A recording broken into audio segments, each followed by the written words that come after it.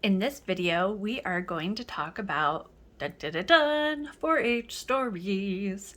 So every record book, you are going to have to do a 4-H story.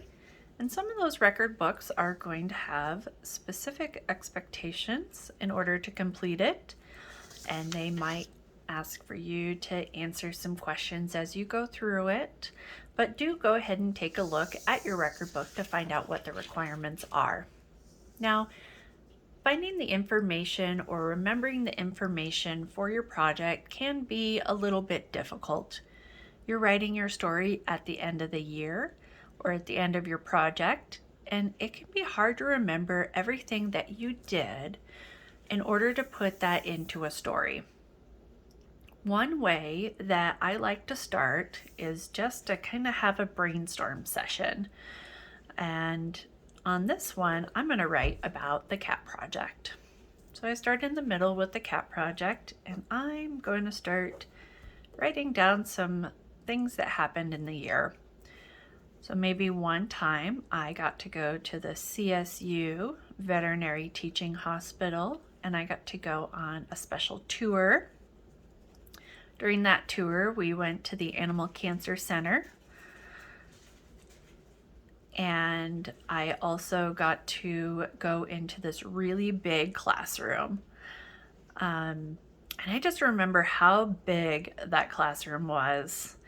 And while we were in there, they talked to us about emergency veterinary kits. We didn't make any, but it's something that they talked to us about. And let's say that we went ahead and we made some cat toys for an animal shelter. And we also went and we did some other training classes. And you might be sitting here going, shoot, I don't really remember what I did for the year. I really wish I had remembered what I did. And you know what? There's some really cool resources out there that can help you do that. One of them that I grew up with was having a calendar. Not only did we write what was going on, but we also made notes about what actually happened. And so this helped us when we got to the end of the year in order to kind of remember everything that we were doing. Another thing that can really help is by going back to your record book that you've been keeping up to date for the year and taking a look at things like your activity log and learning stuff. What did you do for citizenship and leadership? And so many more things you can find just by taking a look at your records. So maybe I took a look at that and I remembered that we had a lot of canceled classes because of COVID. And that made me really bummed out. But you know what? Because I had to go online and do some more research on my own, that's how I found out that I could make cat toys for the animal shelter. So, although I was super bummed out that we had to cancel classes and that I had to go online, it turned into something that was super awesome by being able to help an animal shelter. That might bring me also back to, oh yeah, what were the steps that I took in order to make those toys? I was on the website and I saw that you could do things from home.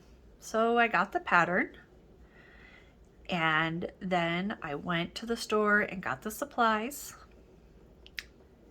And I was telling my friends about my 4-H project. And although they weren't in 4-H, they really wanted to help the shelter as well. So I threw a pizza party with my two best friends. And while we were at that pizza, eating the pizza, we made cat toys.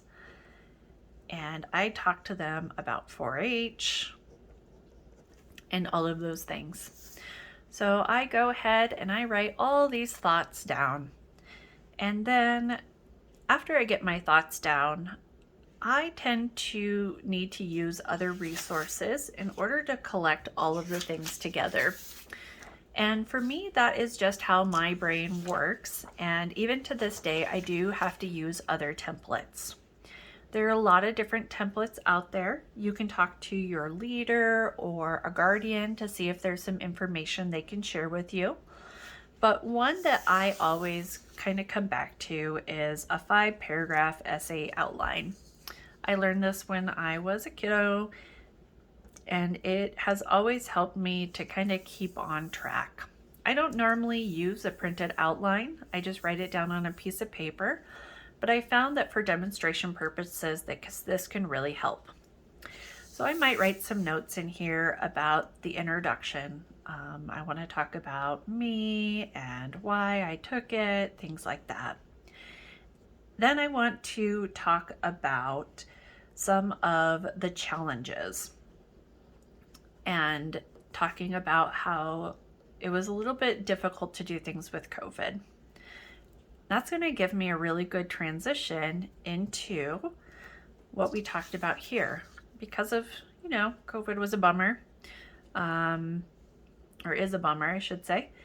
But that led me to do something really cool, and I had this amazing experience with my friends. And so that can lead into, the next paragraph and the special experience I had with my friends. And what that did was brought us into the shelter, and it was really amazing to go through that. While I was at the shelter, maybe I'm writing this and I remember, oh, silly, I forgot. We adopted a cat. Maybe I kind of forgot about that because I just did a project board this year. I didn't show my cat. Well, you know what? While I was writing this, I remembered that. So that led me into adopting a cat. And I talked about, I want to talk about all the things that happened since I adopted a cat. And then when I go to the conclusion, I'm just going to go ahead and finish up my story. And this 5-paragraph essay can really help you get going on your story at the end of the year. Now, once again, this is not the only format to come up with ideas or to help you write the story, but this is one way that I use even to this day when I need to write reports, when I need to go through and do different things in my personal and professional life.